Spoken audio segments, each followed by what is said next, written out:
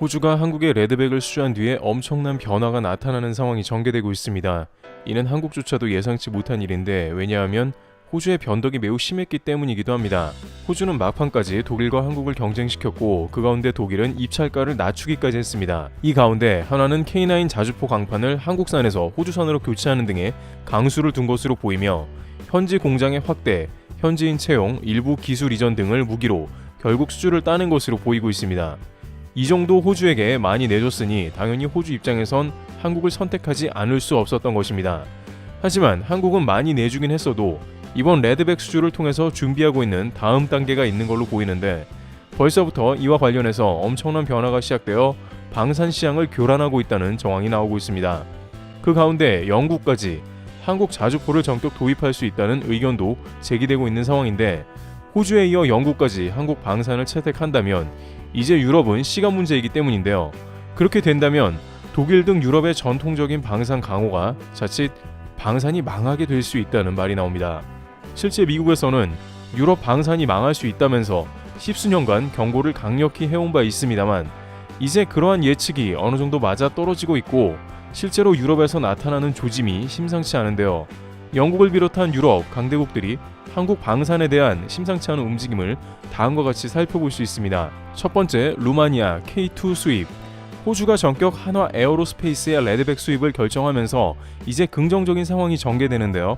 루마니아는 최근 현대로템의 K2 전차 판매를 매우 적극적으로 검토한다는 의사를 전해왔습니다. K2가 이미 980대가량 폴란드에 수출되는 것으로 기본 계약을 체결한 상황이기도 합니다만 이제 루마니아에서는 폴란드의 방산 방식을 그대로 카피해서 한국과 비슷한 계약을 맺겠다는 겁니다. 한국에서 K2를 수입할 뿐만 아니라 현지 공장 설립, 일부 기술 이전을 포함시켜달라고 요구한 겁니다. 이와 같은 방식은 한국의 주특기로 이번 호주의 레드백 사업에서도 수주한 주요 원인으로 파악되고 있습니다. 일각에서는 너무 많이 내주는 게 아닌가 하는 비판이 나옵니다만 우선은 장악이 먼저라는 말이 앞섭니다. 한국은 전통적으로 독일, 미국 등 서방의 방산이 평가절하되어 있는 상황이기도 합니다. 이럴 때는 좀 더 차별화된 서비스를 통해서 우선은 점유율을 높이는 방식을 활용하게 되는 것입니다. 또한 현지 생산이나 기술 이전 자체가 절충무역의 한 형태이기 때문에 선호되는 방식이기도 하죠. 결정적으로 이러한 공장 전개나 기술 이전을 가성비 좋은 금액에 빠르게 진행할 나라는 거의 없습니다. 하지만 이번 호주 레드백 체결 이후에 루마니아나 체코 등 다소 망설이는 유럽의 일부 국가들도 한국과 방산을 체결하는 데 있어 더욱 탄력을 받고 K2의 유럽 점유율이 압도적으로 올라갈 수 있다는 전망입니다. 그들은 기본적으로 미국의 M1 에이브람스 전차를 수입한다는데 대략적인 방향을 설정했지만 이제 이 중 상당수 전차를 한국에 분배하면서 금액과 도입 시기를 앞당길 전망으로 관측되고 있습니다. 그런데 여기서 영연방의 대표 주자 영국조차 이제 호주와 함께 한국 방산을 노린다는 상황입니다. 두 번째, 영국 자주포 사업 K9 적극 검토. 최근 영국 국방부는 다시 한번 자주포 사업을 거론하며 기존 주력인 AS90 교체를 서두른다고 발표했습니다. 영국 국방부는 기존의 한국 에어로스페이스와 독일 크라우스 마페이 배그만을 염두에 뒀는데요. 한국 에어로스페이스는 복합 소재 고무 궤도를 적용하고 소음과 연비를 대폭 개선한 버전을 내놨습니다.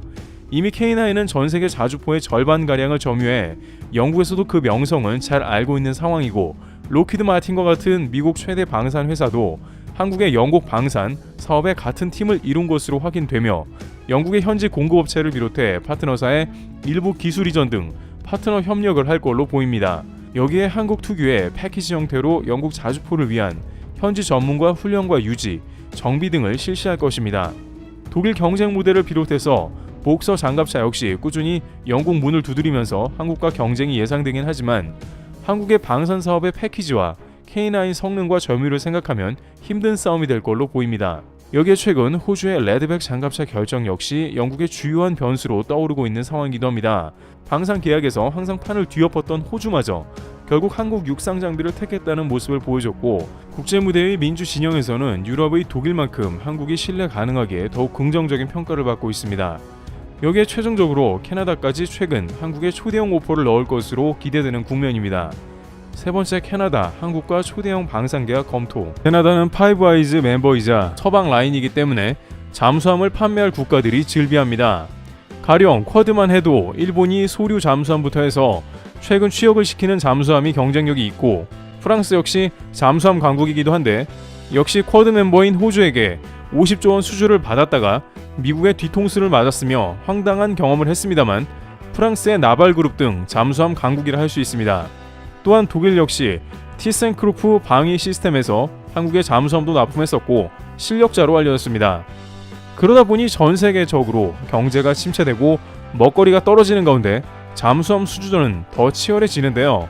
그런데 이 가운데 많은 전문가들은 한국이 가장 강력한 후보라는 이유가 있다고 전하고 있습니다. 우선 그 나라와 방산을 하는 데 있어서 무기만큼 중요한 것이 바로 경제적 교류라고 할 수 있습니다. 노르웨이와 K2 전차가 고배를 마신 이유 중 하나는 바로 무역량이 적기 때문이라는 의견도 있었는데, 우리나라는 기껏해야 연어 수입만 가능하고 노르웨이에서 사올 게 별로 없다는 이유가 있었다고도 말합니다. 반대로 한국과 중동 지역이 의외로 방산 교류가 활발한 것도 바로 이러한 것에 기인합니다. 한국은 중동에서 막대한 원유 등 자원을 수입하니 중동의 무기 수출 등식이 잘 성립한다는 겁니다. 주고받기 좋은 절충무역을 하는데 적절한 국가는 방산궁합도 잘 맞는다고 할 수 있습니다. 그런데 최근 캐나다는 전기차를 비롯해 자원까지 한국과 엄청난 사업 등을 진행하고 있으며, 이는 다른 여타 서방 국가들은 물론 일본까지도 한국을 전혀 따라오지 못할 정도라고 얘기됩니다. 미래 사업을 준비하는 가운데 캐나다는 한국과 다양한 프로젝트에 들어간 상황이 연출되었습니다. 특히 한국과 많은 동맹이 미국 중심주의에 묶여서 여러가지 고통을 당하고 있는 맥락 가운데 캐나다가 또 다른 면으로 숨통을 틔워주고 있으며, 이에 바이든 정부 계획도 차질을 맺는다는 것입니다. 그런데 이 가운데 캐나다가 약 50조 원을 들여 사상 최대 LNG 국가 프로젝트를 진행하고 있으며 한국에 주로 공급할 것이라는 발언을 하면서 미국조차 당황하게 하는 의견이 나오고 있습니다. 캐나다는 미국 못지않은 자원 부국으로 이번에 미 IRA 정책에 한국의 짐을 덜어주기도 했습니다. 미국의 정책 발표로 캐나다와 한국은 빠르게 손잡고 캐나다 배터리 공장을 세우기로 결정한 것입니다. 기존에는 미국에만 공장을 세워야 한다는 분위기였지만 미국의 IRA 폐해가 심각해지면서 한국의 대기업들은 미국 제23 공장을 즉각 보류하고 캐나다 혹은 멕시코로 투자를 변경하기도 한 것입니다. 결국 한국은 이번 IRA나 반도체 과학법을 경험하면서 투자를 분산하는 중요성에 대해 뼈저리게 느꼈는데요. 우방이라고 해서 투자를 올인하면 안 되며 계속해서 위험을 분산해 나가야 한다는 것입니다. 그 가운데 캐나다는 LNG 캐나다라는 프로젝트를 전격 진행하며 한국을 주요 파트너로 삼았습니다. 이는 캐나다 북동부의 가스관을 캐나다 서부의 키티마트 항까지 끌어오는 작업이기도 하며 이곳에 LNG 저장소와 항만에서 실을 수 있는 터미널을 대거 건설할 것으로 추측되고 있습니다. 이미 여기까지 얘기가 되면 왜 한국이 캐나다와 관련이 깊은지 곧바로 추측이 가능한데요. 바로 한국의 LNG 선박 프로젝트인데, 미국은 물론 카타르에서도 수십 척이 발주된 바 있습니다만 이제 캐나다까지 가세하면서 2025년 가스를 본격적으로 공급하게 될 때까지 수주가 쏟아질 것입니다. 미국과 비슷한 물량으로 캐파가 증가할 것으로 보자면 역시 약 100여 대가량 발주 예상으로 2030년까지 사실상 많은 운반선이 캐나다 LNG 관련 프로젝트 물량이 될 수도 있다는 것입니다. 따라서 캐나다 입장에서는 가스를 실어주며 또한 가스터미널 선박까지 가장 잘 만들어내고 있는 한국이 주요 파트너이자 또한 LNG를 가장 많이 공급해줄 주요 국가 중 하나가 된 것이기도 합니다. 다른 나라들은 그저 캐나다가 가스 주기만을 기다리면서 갑을 관계에서 을이 될 수밖에 없는 위치이지만 한국은 최고 LNG 운반선을 제작하는 국가이기에 캐나다 입장에서는 가장 중요한 파트너인 것이며, 한국은 상당히 캐나다와 동등한 입장에서 가스 가격도 협상하면서 충분한 양을 받아낼 것으로 전망됩니다. 그런데 다만 이러한 경제적인 측면뿐만 아니라 잠수함 가치나 군사적인 측면도 앞서간다는데요. 전문가들은 한국과 가장 경쟁이 되는 상대로 소류 잠수함을 운용하는 일본을 꼽고 있습니다. 캐나다와 같은 쿼드 멤버를 떠나서 일본은 가장 많은 잠수함을 보유한 국가 중 하나로 운용 노하우가 있습니다. 한국의 도산 안창호급 잠수함과 비교되기도 하기에 역시 강력한 경쟁 상대라고도 언급되고 있습니다. 또한 일각에서는 한일전이 될 수도 있다고 말하는데, 이는 유럽도 현재 매우 바쁘다는 의견이 나옵니다. 러시아를 인접한 유럽 영내 프로젝트에 상당한 방위 예산을 쏟아 부어야 하는 상황에 있으며 전반적으로 생산 타임이 매우 길어지기 때문에 캐나다에서 꺼리는 측면이 분명 발생한다는 것이죠. 캐나다는 현재 러시아는 물론이고 중국으로 인해 매우 마음이 급한 상황이라고 할 수 있습니다. 태평양 해안선은 물론이고 북극 라인을 따라서 광범위한 방어 라인을 구축해야 하는 국면이죠. 그런데 여기서 납기를 제대로 지키지 못한다면 당연히 방산에서 꺼리는 국면이 나오는 겁니다. 일각에서는 프랑스도 유력하지만 이러한 유럽 위기 상황에 납기가 의문스럽다는 의견입니다. 이러한 측면에서도 조선소와 방산을 주관하는 대기업이 붙어있는 한국과 일본이 거론되고 있죠. 그러나 그 와중에 한국이 일본을 앞서며 가장 경쟁력이 있다는 것은 납기를 잘 지키는 것은 물론이고 현지 생산과 관련된 기술 이전 부분에서도 다른 여타 국가와는 차별된다는 점입니다. 이는 핵심 기술을 이전해주기보다는 현지 생산 합작을 진행하는 게 한국 강점입니다. 일본은 바로 이것이 치명타가 되어 호주 잠수함 수주권에서 프랑스의 수주를 빼앗기는 모습이 나왔는데요.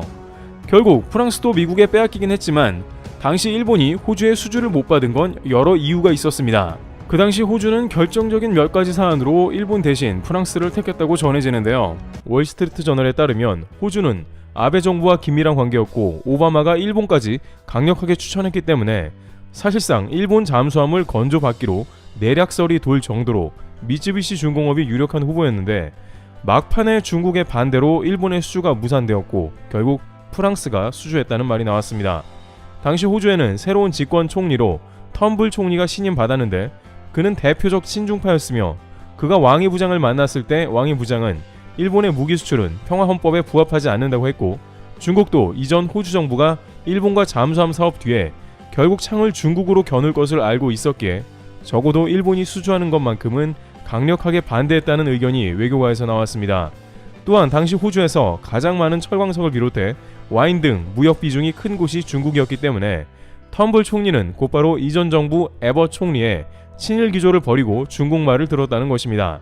이에 어부지리로 프랑스 나발 그룹 등이 50조 원짜리 잠수함 프로젝트를 어렵지 않게 따냈다는 것이죠. 일본은 호주와 같은 군사 안보 동맹체인 쿼드라고 하지만 무기를 생산하고 공유하는 한국보다 그 의미가 뒤처지며 게다가 호주는 일본 국방부와 자민당 고위급 의원들이 잠수함을 판매할 때 망언을 기록하고 있습니다. 호주 현지의 디펜스 매거진은 일본은 잠수함 프로젝트 때 호주에 잠수함을 판매하려고 하면서도 내부적으로 호주는 정보 보안이 취약한 국가이며 기술 이전을 해주면 유출시킬 가능성이 크다라며 호주 정부가 다소 받아들이기 어려운 말을 했는데 이때 일로 호주는 일본 방산 사업에 등을 돌렸습니다.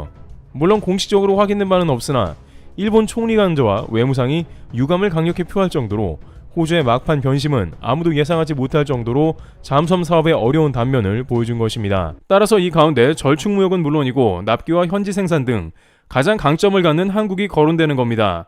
과연 캐나다가 한국과 60조 원가량 되는 잠수함 프로젝트를 진행할지 귀추가 주목되고 있습니다. 트래블TV였습니다. 감사합니다.